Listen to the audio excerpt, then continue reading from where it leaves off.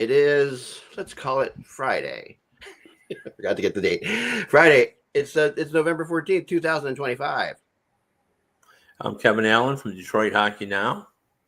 And I'm Eklund, and you're watching Hockey Buzzcast on hockeybuzz.com. It's the podcast that comes to you when something exciting happens, and that's what's, well, or something sad or something that we want to talk about. But we are joined today by a special guest before we get to that. We're joined by Lyle Richardson of Specters Hockey and the Hockey News. Thanks Hey, for Lyle. having me on, guys. Yeah. First, It's an honor. first time caller, long time listener. Yeah. It's an honor to have you on the show because, like I have told you many times, you are the godfather of internet hockey rumors. I would not be here without you. There's no doubt about that. Who knows what the hell I'd be doing? But the fact that I read you, and how many years have you been doing Specters? This has been my 27th year doing this, and it's my 19th season as a full-time freelancer now. So time flies when you're having fun. Congrats. Congrats. Yeah, this is the 20th year for Hockey Buzz. So there were 7 years before that where I was all about Specters hockey, and and then of course reading Kevin Allen at the same time on USA Today. So I've got some people who I used to keep me from getting in trouble a long time ago. so let's talk about trouble and Larry Brooks. Kevin, I'm going to start with you because my gosh, this is there are very few legends in my mind in the hockey writers world, and he is one of them. He certainly is. It was devastating news within the sports writing community, particularly among hockey journalists, although Larry was known even beyond that because, he covered baseball as well at times for the New York Post. But, Larry was kind of a throwback to the days of the scoop-oriented journalist, the guy who, shook up his beat often. He was very wired in. He covered the team. I think that one of the most remarkable stories yesterday was actually told by Mr. Dolan, the boss of the Rangers, the owner of the Rangers, who said that he often would ask Larry to stop by just to hear his take on what was going on with the team, what was going on with his team. And he knew Larry was wired in just as we all did. I mean, oftentimes I would say, if Larry wrote it, you could count on it. It was in the bank. He was tight with players. He was tight with coaches. He was tight with everyone. A lot of people will remember that he had some pretty nuclear exchanges with John Tortorella when he was the Rangers coach. But actually, it was my observation that Larry and John Tortorella got along fine, but they're both a little hot-tempered at times, and you knew eventually it would boil over, and it did a few times. I don't know if you saw that, Kevin, just not to interrupt you, I'm sorry, but Tortorella had a really nice thing to say about him on TV. And I'm going to try to bring up the quote about it while we're talking about it. It was really heartfelt and really, like you said, there was a mutual. I got to be honest. Yesterday, it was brought up to me on twice or three times. I wonder what John Tortorella had to say about him. And I thought, that's not how the first thing that should come to your mind when you think about, about Larry Brooks. And it bothered me, for those of us who had great respect for Larry and the work that he did, that, that's what people thought about it, that he got into it with John Tortorella. But he had a lot of scoops during his career in terms of, what was going on with the Red Wings and even in the league. He was also at his best during CBA negotiations. He was a pretty pro player in his approach. And because of that, I think players would talk to him and give him things as well. But, both he and I were relatively the same age. I remember when I first started at USA Today in the 80s, he at that point, and it's hard to believe, a lot of people don't remember this, but he actually worked for the New Jersey Devils. He was in their communication department. He was actually on the other side of the wall.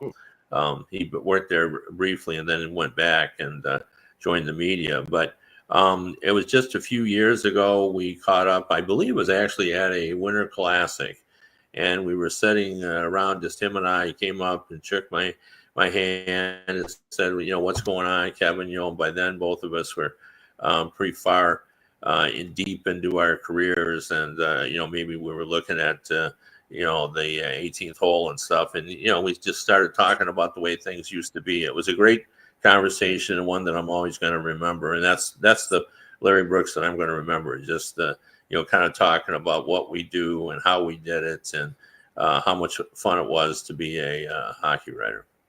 Yeah, he was that guy. And Lyle, you've obviously had your hand on the pulse of Larry Brooks almost every day. It's difficult not to.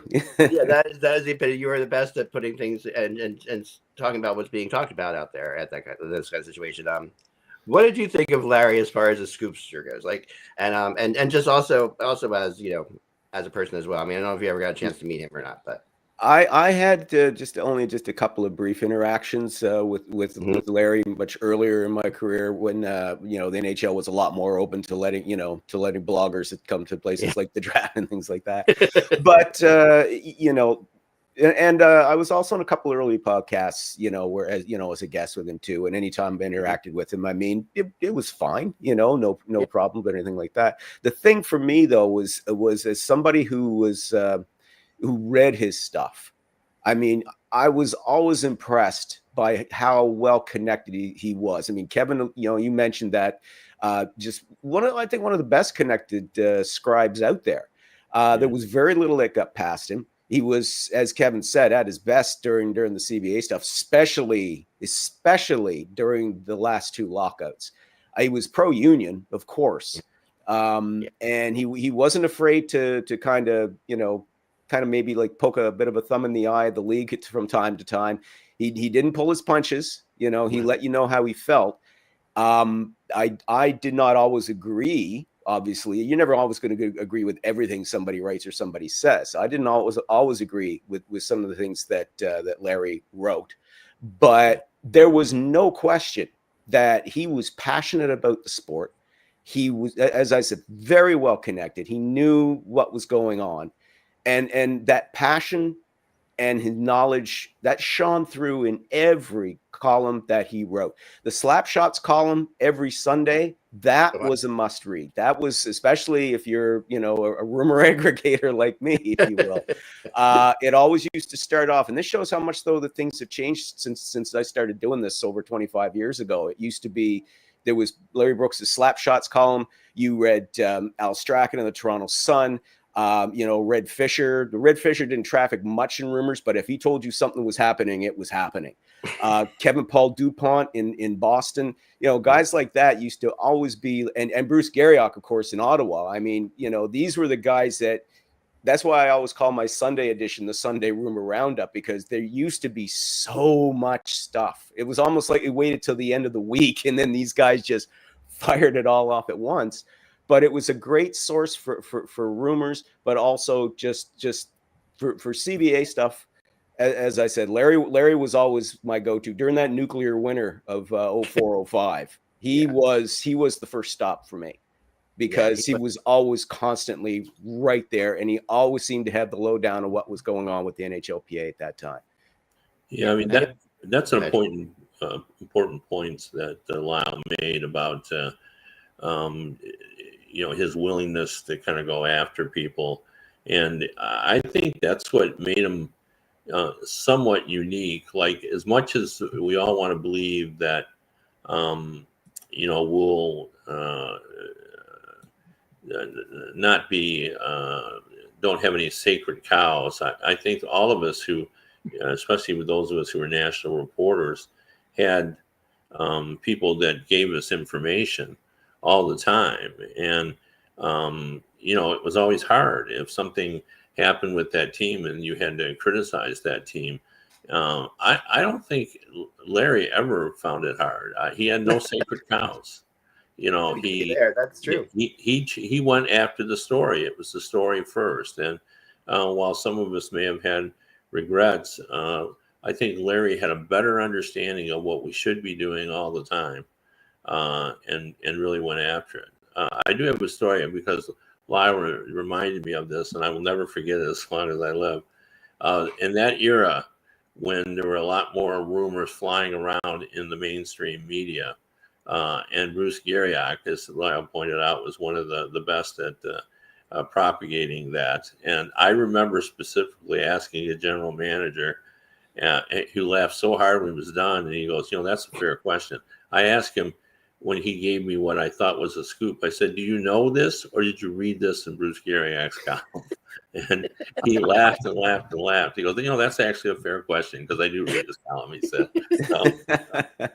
So I've seen that for years. We've talked about it before, how like sometimes a rumor is just like started by one of them or whatever, and it becomes a thing, but it wasn't actually a thing. But it gets around everybody. Like everybody mentions it. Well, yeah, because the general managers read that stuff too, and they don't. Yeah. They're just like a reader. They don't always know what to believe. No, that's really, really true. I think what my old grandmother had a saying, which was that I'll always rather be around a jerk than a nice guy, because I know what a jerk is. And I always felt that that applied to Larry in a really positive way. Not because he was. I don't mean, you know what I mean, but he's he was what he was. Like you said, Kevin, he didn't hold back. He didn't hold back on me ever. I mean, and we got some really funny laughing conversations eventually about it. But it was I love that, because he was what he was, and there are a lot of people in this world that aren't. And Tortorella is similar that way. So you can see why they would butt heads, right? They are just what they are. Yeah. I really thought. One other thing about him, and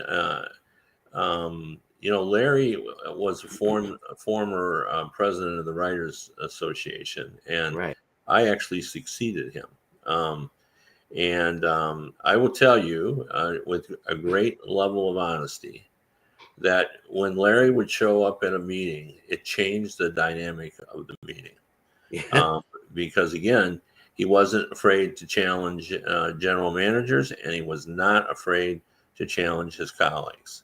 And I would say that what would characterize his regime when he was president and when he came to the meetings and he wanted to raise questions, particularly about always a major issue, which is access, is that Larry fought with nuclear weapons.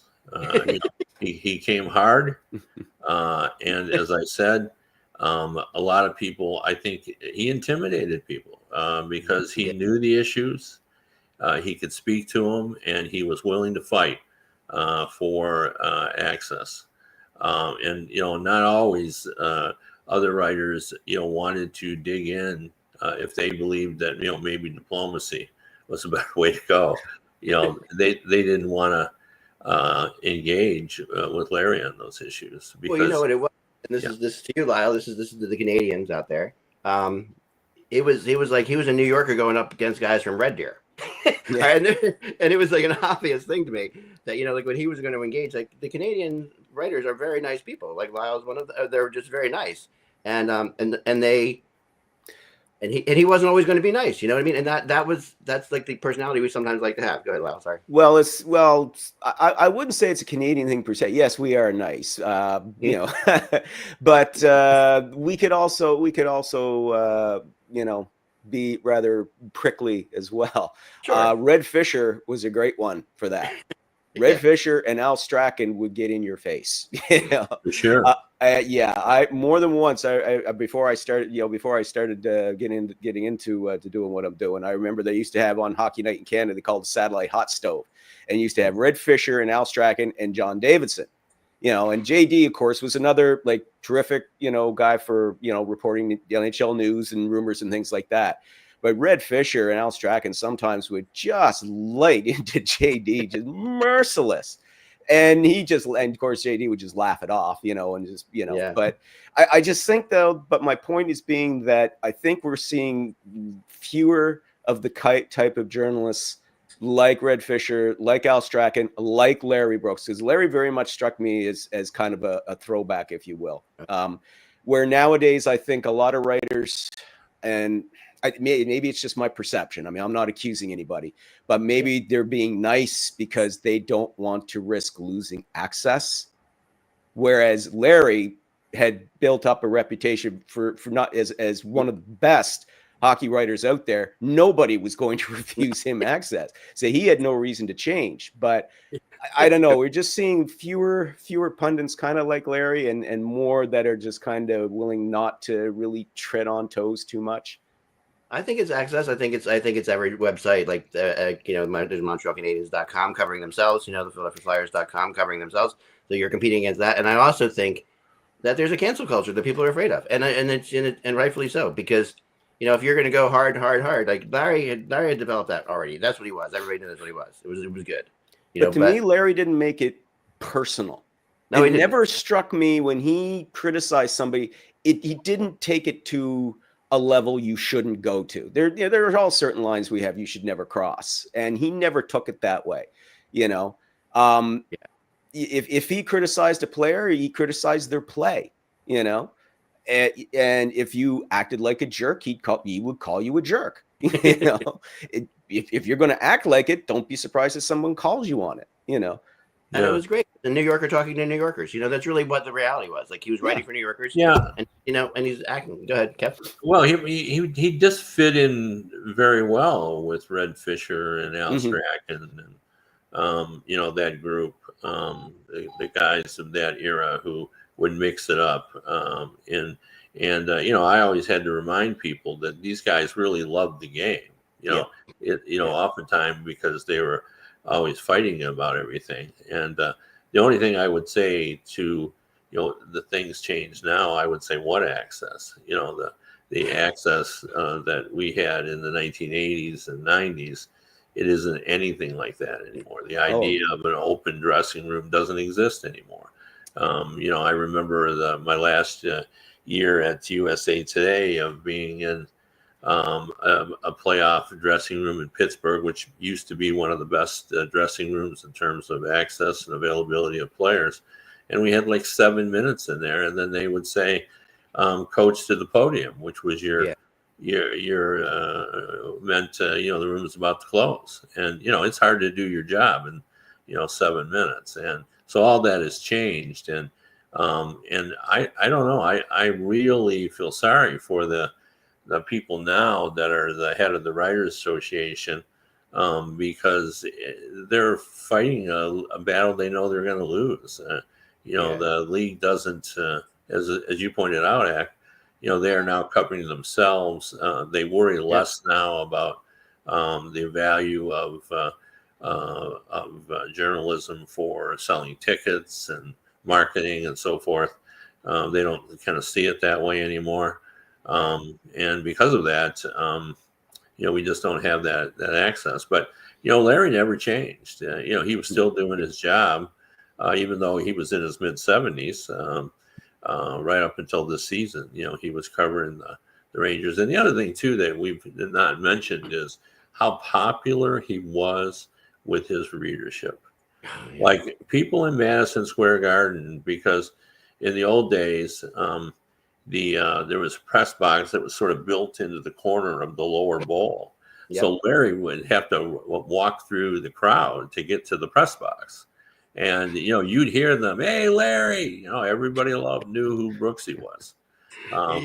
He was a celebrity within the hockey community in New York. They really knew it. And they appreciated, like he was a New Yorker. He was a true New Yorker. Yeah. And that's how the New York fan base was. The New York fan base was Larry Brooks. Like that's how they viewed the team. And he really represented the New York fan base in terms of what, he would ask things that he knew the readership wanted to know. And when he would react to how poorly they were playing, he knew that the fan base was doing the same. Oh yeah. And it was, and it was unapologetic, and it was wonderful because I've always said, you really need to get people. We've had writers before, who don't live in the city that they're covering or what have you, because it's hard to get writers to live in the city they cover sometimes. But when you get somebody who is a part of the city, you feel the difference. Like you feel it immediately. Like, and like Michael Jello is a good example, right? We have Michael Jello for years, and he has now his own thing he's doing, which is great. But he was who lived in Buffalo, covered the Toronto Maple Leafs. That's kind of like one of the things that normally people wouldn't allow. But Mike was so unapologetically Toronto. That was what he was, and he hated Buffalo. He would just diss Buffalo all the time, right? And but that's like that was one of the few instances when I could never get somebody who didn't really live in Montreal, cover Montreal. It was really just one of those things you have to be able to do. Yeah. And I think that's part of like the wonder of how big our sport is worldwide too. It's just we have this incredible thing. Like Lyle, you're up there in the where you calling from today? Actually, I am in Charlottetown, Prince Edward Island. That's amazing. Canada's East Coast. Yes, I love that. Oh, and yeah. I to me that's incredible. And the whole thing, that's how I've always felt about it. My Larry Brooks story, my first Larry Brooks story is really funny. So I'm in that, like you call it, the hellish winter of 2004, and I'm starting my blog because my band isn't touring anymore, and I'm just trying to, and I have a couple friends and different people that I know, and I'm writing this out, and getting some traction or what have you, because there's no hockey. Everyone wants to read something about hockey. So I happen to have a couple people who worked at the NHL who used to come to see me play at the Bottom Line in New York. So I'm like, okay, that's good. I know those people, and I said, can I write it under a pseudonym? So I do that, and then Larry makes it like a mission to find out who I am. And he starts calling people. He's like, who is this guy?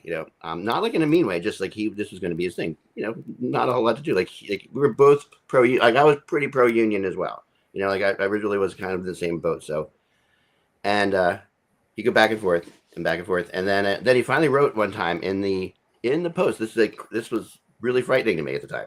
He's like, the person who was Eklund has a first initial of D and a last initial of a K. It's his second last name that starts with a K, and he had that. I remember that. I remember that. Yes, I actually do. I remember that. If you don't think that freaked my wife out, I'm like, no one's going to bother me.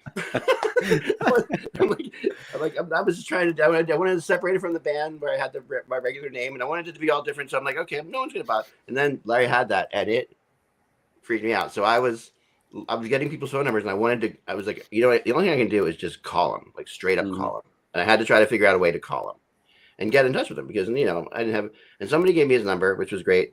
I called him up and he's like, huh, so it is you. I'm like, yeah. And I told him the whole story. I said, this is who I know a few people at the NHL. I don't know a lot of people, but people want to read them. And he was like, cool. I like it.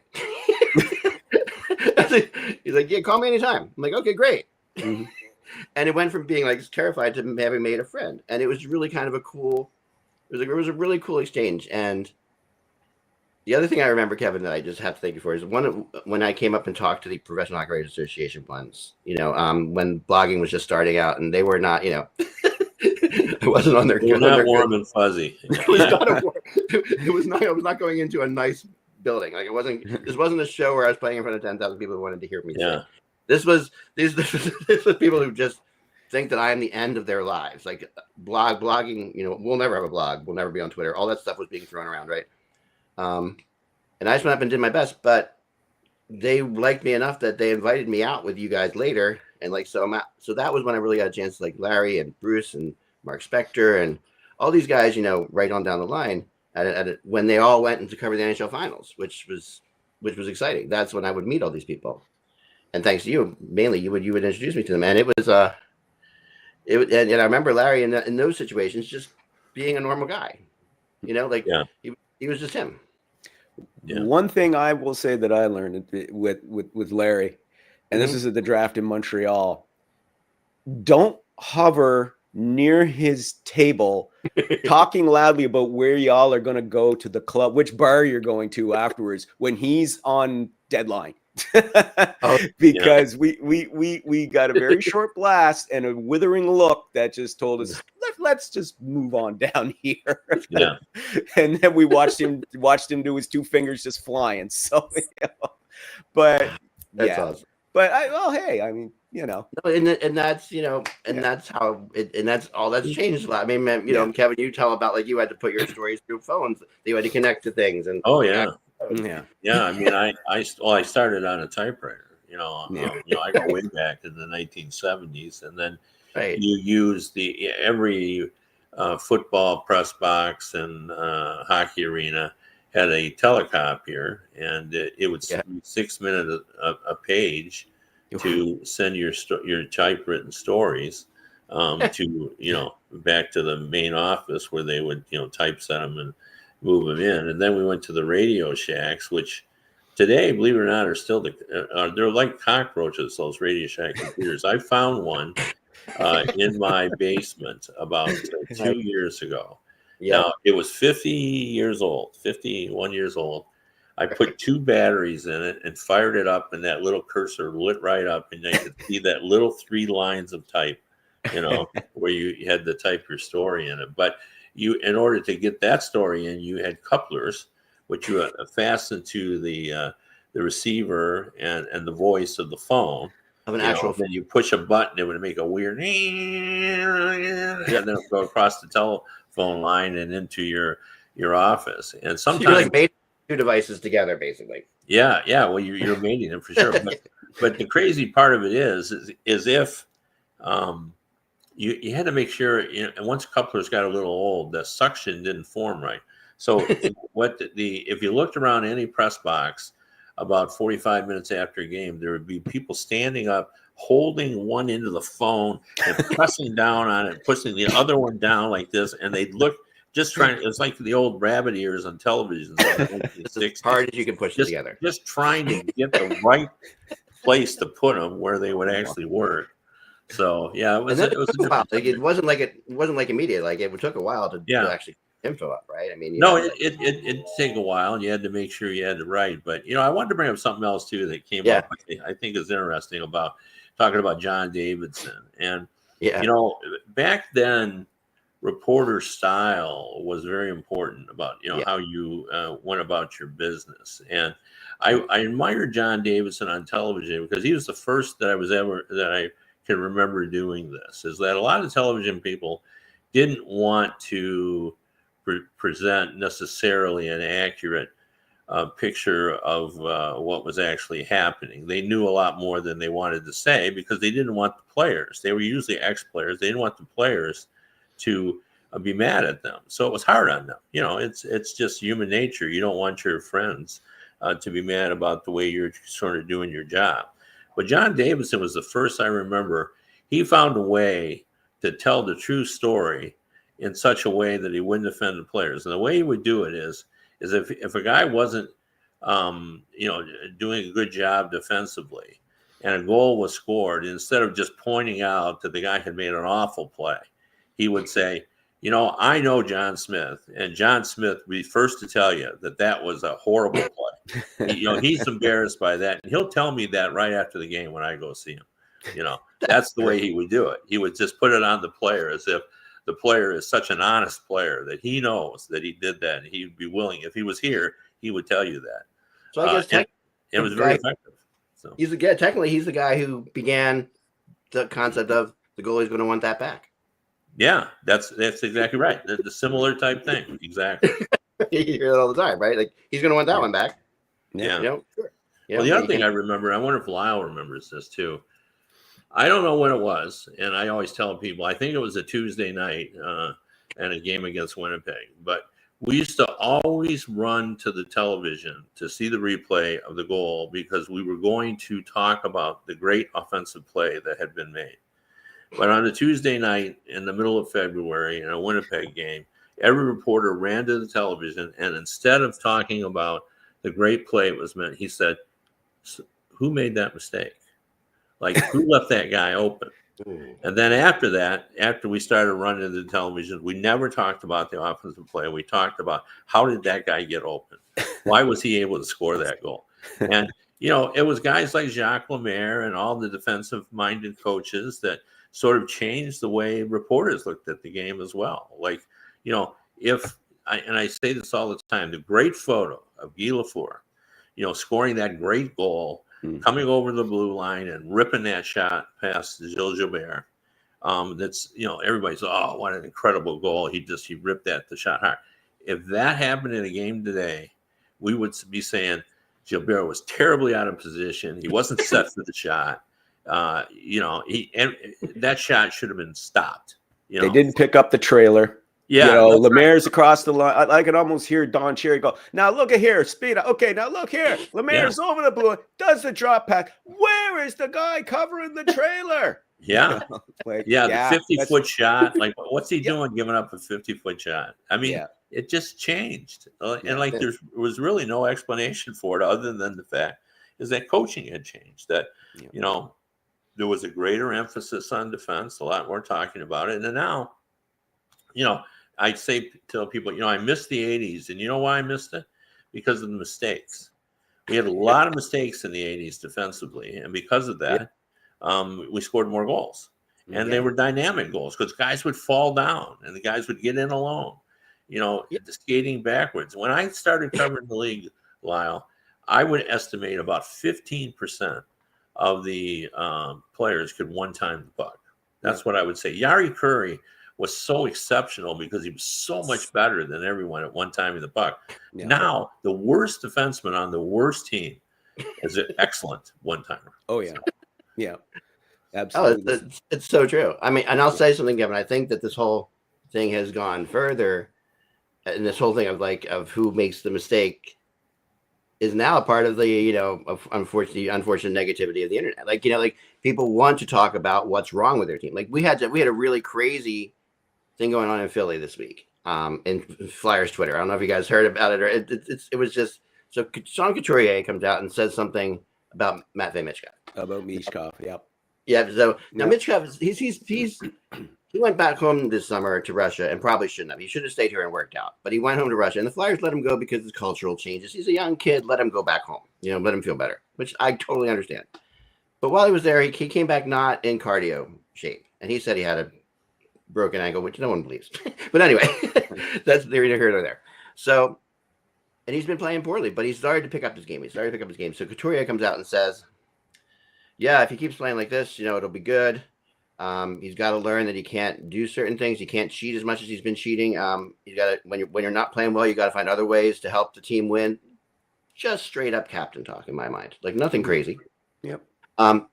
The Flyers Twitter went nuts. Like Couturier had shot and killed Michkov. Like it was one like how could he not just talk at this behind the scenes, and Taka could have told Michkov this, and it was just, and it exploded to the point where every reporter in Philadelphia had to write about it. Like every new, Philadelphia Inquirer, they all wrote about it. This whole little thing about, and I was like, thank God the captain is stepping up and saying what has, we haven't heard that for a couple of years here in Philly. Mm-hmm. I was thinking that to me is like, this is Couturier, and Konechny said something too. And these are our two captains who are saying something, and but man, there is more money to be made when people go negative. Right. And that's what mistakes are, why are we firing our coach? Not that, the Florida Panthers just happen to be pretty incredible. It's what's wrong with Edmonton, that's, I think that's a big thing, a big part of it. I guess I stopped the room, but that's it. Yeah. No, I get that. I know what you're saying. Yeah. But I also think that, the culture has changed naturally. I don't think it was, forced. I just think today's players, how they've been brought up, how they trained. And I know I've told you this story before, Eklund, but I did a story again in one of my last years at USA Today, where, the guy said, off the record, this is the key part of the story. Off the record, he said to me, if you want to eat a hamburger, you got to do it alone. Like if you're with a group of guys and you order a hamburger, 3/4 of them are going to give you grief over that for not, eating right, eating a proper diet. And I remember doing a story on a player who for an entire summer had all of his meals delivered, by a nutritionist who prepared the right, meals for him. That's completely different from the days of the guys that used to drink, all summer and then come to the training camp and get back in shape. So if you're that different in how you prepare your body, the same is true on how you approach being a teammate and everything else. It just has evolved for whatever reason. And, now those decisions about, whether you say something publicly to a guy, to make your words carry more weight, that it's out there, or do you do it privately? Those are decisions that, get discussed, and they give more time to thinking about what to do, as opposed to the old days that, guys would just react. A captain would just, whatever he felt like doing that day, he would do. So, And I said to one player recently, and he said to me, thank God, that Instagram didn't exist when I was going out in the 70s and 80s. It's just, there's that too, so there's both sides of it. There's no, yeah, like you say, you have to be careful about everything you do, which is probably not always a bad thing. Sidney Crosby said to me, I remember quoting him on this, saying, if I go to a restaurant and I order my food, it'll be on Twitter before I actually receive it. that the person next to me in the other booth will put on Twitter, I'm sitting next to Sidney Crosby and he ordered chicken parm. That's what it's like being an athlete these days. Yeah. But it's also affecting the coverage though too. I mean, as the game has evolved, as players have evolved and changed, so has the way that we cover it. It's just you evolve with the times, and that's why, just kind of getting back to Larry for a second, is why I'm saying that I think we're seeing going to see fewer and fewer guys like him. That was the one thing I noticed. Excuse me, reading the tributes to him, was they kept saying he was throwback. He was old school. He was, among the last of a fading breed that you don't see anymore. That sort of thing. And when you've been around as long as Larry was, you stop. It makes you stop and think, and you go, they're right. It has changed. Yeah. Even just in the 20 years that you and I have been involved in doing this for a living, both of us, it's changed so much even that way as well. I mean, Twitter has killed the rumor world and in a lot of ways, and it's confused it for sure. It's muddled it. Yeah. For sure. Well, I'm not gonna killed it, but muddled it. Well, and the thing is too, I mean, you're seeing less and less stuff coming from guys like even from Larry. I mean, his Slapshots column. You would see the occasional nugget or tidbit, but it wasn't like it was 10 years ago where he knew where everything was going on around the league with, and it was the same thing with Bruce Garriock in Ottawa and Kevin Paul Dupont again in Boston and guys like that. I mean, now you're seeing less and less, and it just seems to be only a handful. Like, I can't speak for your coverage in the United States, but here in Canada, it's TSN and Sportsnet that have, and it's mainly three guys, right? What do they have in common, Lyle? Hey, what do those two networks have in common? Well, you tell me. I'll tell you. The guys who have all the information are the guys who are at the networks that are paying money to. Exactly. The print, for lack of a better word, print reporters aren't getting the same access, or as they once did. Here in Canada with TSN, it's Darren Dreger and Pierre LeBrun, two fine reporters, and Elliot Friedman with Sportsnet, and that's it. Now, I mean, the world is almost just shrunk down to just this handful, and it's kind of a shame because you're not getting that local vibe coming out of it. I loved reading about what was happening in Montreal from Red Fisher because Red lived there. Same thing with Larry in New York. You got that vibe because they covered these teams. They knew the fan base. They knew the players. And you got that vibe. Whereas now it's just seems like an aggregate that's being centered in Toronto, at least here in Canada, and that's where most of it comes from. You hear the players now, whenever they hear about a rumor from somebody, they could be in Florida or in Los Angeles, and they'll just shrug and say, that's probably from somebody in Toronto. I think the people who are good at it, who are still like in the old school, to me, are like Kevin Weeks. Like, he's coming out, he's more and more coming out with, he'll have a scoop every now and then, and he does a really good job with it. When he has it, it's always right. Like, and he's on top of it. Well, it's the same with Bob McKenzie too. How could I forget Bob? I mean, Bob was the gold standard here for decades. So but now that he's retired, I've retired for good now. I mean, it's you kind of feel the void with Bob's retirement back in July, and with Larry's passing now, it really does feel like, I hate to say it, almost like an end of an era.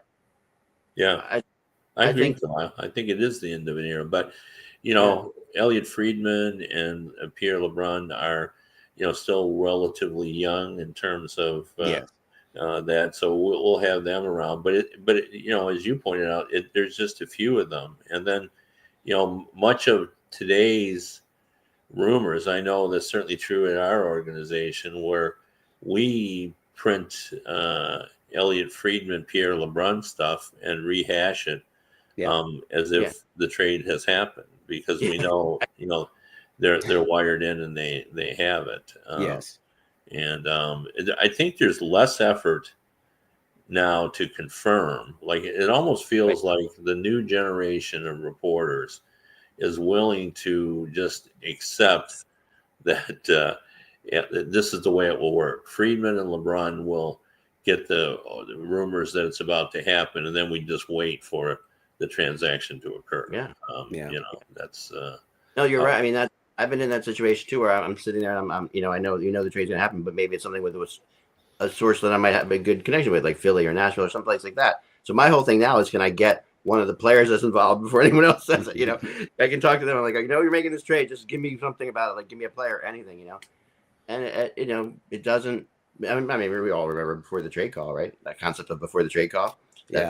That's gone away. Like, everything's before the trade call now. Like, I don't know if you guys got a chance to see the NHL do the trade call thing that they did online on NHL.com. It was a video. I so much want to show it sometime for fun, because it was so silly. Like, because as I always pictured, like, the trade call, it's kind of like a pretty big thing. Like, I picture, like, I think there's a guy there. This is during trade deadline. And he's getting all these different things. 3 o'clock's upon him. He's got a whole, it really was like, okay, so you traded who to who? Okay, yeah, and did you check out the salaries? They all work out. All right, cool. And he's like, all right, that sounds good. And that was it. It's like, not as glamorous as we think it is. Eh? Yeah, a letdown for this before the trade call made it felt like it was like the second coming for a while. That's a moment. Well, and it just very quickly, just to kind of give an idea of how much things have changed. I mean, even just in in our era as well. When the Joe Thornton trade went down, okay, Thornton from Boston to San Jose, there was no Twitter, no social media, none of that, right? I was doing show Face Off Hockey Show that I've been doing with a bunch of guys from Maryland for over 20 years now. Great bunch. And I had an inside source, believe it or not, I did, from San Jose, who gave me a heads up. They said we've pulled 3 guys from practice or from the warm up. So heads up, something's coming, because you don't normally pull 3 players at once from the pregame warm up. So. And then right in the middle of doing that show, I saw it pop up on my email, Thornton to Boston for these 3 guys. And I announced it, live while I'm writing it up simultaneously by hearing the phone like this. And I actually beat TSN by 5 minutes. It's such a good feeling. I know they get the. But now in this era of Twitter and social media, forget it. You are not going to beat that at all now. It just goes to your point again, Kevin. It's like, it's just a small handful of guys, and they're gonna, if they say this is coming, it's happening. Yeah, for sure. Yeah. And here's the thing with Larry that's interesting. Like, I never remember reading a scoop of a trade off of Twitter from Larry Brooks. And I think that and what I think that's about, and I'm obviously I don't know, but I remember talking to him one time. I think it was at what was that? I don't know where it was, but it was in New York for sure. And we were talking about Twitter, and he's like, "Yeah, I think it's interesting that these guys are coming out." And I've told you this, Kevin, too, that they're like that. Drager's or even Bob McKenzie, they're putting it on Twitter before they're putting it on TSN. Yep. Which is like, if I'm TSN, I'm kind of not liking that. Like, to me, I want people coming to TSN, not Twitter, to see. Like, I would have if I was the head of TSN, But it's your guys doing it, so that's okay. And quite frankly, if they don't, and somebody else hits it first, right? Because if I see it, say by TSN, and let's say it's Pierre LeBrun reporting it, I'm immediately during a live show, like say the draft or what have you, I'm immediately switching to to that network to find out what they have to say about it right away. As soon as you see that, it's almost like, oh, LeBron's saying this. Oh, let's find out, right? Let's get some details. For sure. But counterpoint, if they had on their website their own version of Twitter on TSN where those guys would post to, and it would be instantaneous, they're still getting it first because they're still the guys who know. So they're still getting it first. So now you're gonna have a bunch of people on Twitter saying, "Oh, so and so just posted on TSN," and all those people. I don't know. Maybe the TSN website doesn't matter to them financially. That's possible because they're a TV network. But for me, I try to post on Hockey Buzz before I post on Twitter. But I do want to, if I have something that I think I'm ahead of, I will post on Twitter first too. I do the same thing because your ego. you want to get something out if you can. You want to show that you're connected in some way, shape, or form if you can. Yeah. Kev?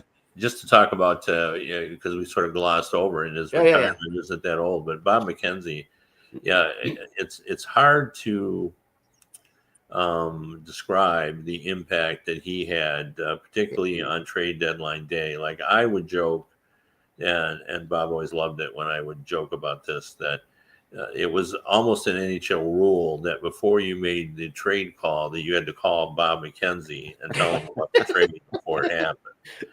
Because on those trade deadline shows, Bob would just have all those scoops, and nobody knew the draft better. It's like teams felt obliged to call Bob and tell them who they were going to take, so that when he did the draft show, he could get, out of the first 25 picks, 21 of them right. I think Lou Lamoriello was a guy that never would give him, but Bob was just so good at all that, and I'm very humble about it as well. But I remember talking with Bob just a few years ago about that, and he was just saying that part of the problem now is that 95% of the trades that get talked about don't happen because the complications of the finances and the no trade clauses and all that kind of stuff. So, back in the old days when, you talked about discussions going on a trade, it would just come down to, will you want to do it or not? And, now it's, well, we got to call and talk to them. We've got to figure this out and where we will be with our other contracts in terms of our salary cap moving forward. So it takes a lot more effort. So oftentimes the trades that even when two sides really want to make the deal, they fall apart, even if they both want to do it. It's almost a surprise, Kevin, when a trade involving a significant player happens, like say in November. Yeah, it's such a surprise. Whereas 25 years ago, when I first started doing this and covered, like you could expect that to happen at any time. It was never a shock of a major player. And again, I think like Joe Thornton. Now that was still the very first season under the salary cap, and everybody was still kind of feeling their way and all that. But that was just like, oh my God, he's being traded, but you weren't surprised. But now, if a similar trade happened now, it would be a shock. You would be surprised if it happened because of the salary cap and all of that and the no trade clauses and so on. So, it's like I was like saying though earlier though. I mean, Larry did just a phenomenal job. He was always one of my go-tos every Sunday. And I wanted to get in one point is that right up to the end, he was still on top of his game. And look no further than the way he covered the whole Jacob Trouba saga, from it was last summer when he covered that. But you notice that the way he covered it, though, he covered it professionally, straight down the line. And he was totally welcome. He had all because, of course, the New York guy covering this team. And he had all the inside scoop. He was well ahead of everybody else on that whole thing. And I believe he was ahead of everybody when Trouba got traded to Anaheim. I believe he was among the first to say that this is going to happen. They're just going to sort out the details. He had it a couple of days before anybody else, actually. But it was the kind of thing that he's not Elliot Friedman, so no one's going to say, oh, it's definitely going to happen. But he was like, this is, it was going to happen because he was leading that way and he was directing you that way. Yeah. And I do want to say too that I really, my heart goes out to Molly Walker because Larry took her under his wing, and she's really come along there, and she was just devastated by his passing, and so I just wanted to just kind of express that. It goes to show too just how helpful he was to young reporters coming in trying to make their bones, if you will. Yeah, he really was. He really was. And I remember that he was with me too. And even in the first couple of years when we talked, and I would joke about, so the slap shot thing, that's like an Eklund thing, right? It's basically the same thing, it's like, who knows? And he was really good on, and if I had a New York thing, I would text him and he would be very nice and very honest about it, which was nice. And if I had something I couldn't write about that involved New York, I would text him and I'm like, check on this, because I was told I can't talk about it, that kind of thing. And I would do that. And he was always open with that too. And I've done that, I think, we're just lucky. And honestly, it's fascinating. Like, it's going to be interesting when people who are now just like Molly, who coming up now, where they are when they're 50 and 60 and 70, like what's going to, where this whole thing's going to be then. Yeah.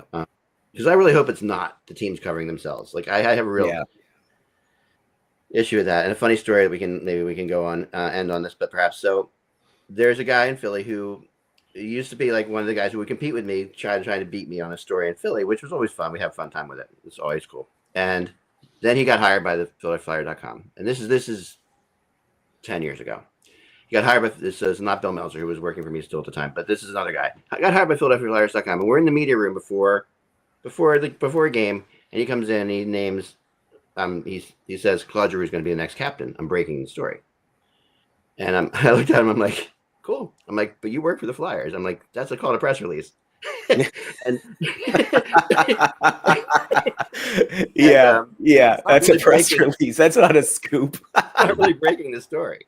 That's hilarious. You work for the team. That's not a scoop. He looked at me and he was so disappointed because he'd always want to be like before me on everything. I'm like, hazards of the trade, I guess. Cool, whatever. So it goes. Well, this has been a blast and a really fun, almost an hour. Thanks, guys. This is really quick, and I'm really glad we got a chance to do this. Really glad we got you on the show, Lyle. We'll have to have you back for sure. My pleasure. I'd be happy to come back on. That'd be wonderful. Hey, the meeting of the minds. Remember, way back in the day, they always tried to pit us against each other. They did. Little did they know we were having a good laugh behind the scenes. You were always so kind about it too. I really appreciated that at the time because I'm trying to tread water, and you were this guy I looked up to, and I really appreciate everything. I really do. My pleasure. So, Kevin, we'll talk soon. And thanks, all right, guys. sounds good. Lyle, it's been a pleasure. It has been a pleasure, Kevin. As I said, been a big fan. I also follow you on Detroit Hockey Now as well. You and the Duffer. So yeah, that's right. That's right. I appreciate that. Thanks. No problem. Remember, without the buzz, it's just hockey, guys. We will talk to you all soon. Stay tuned for the next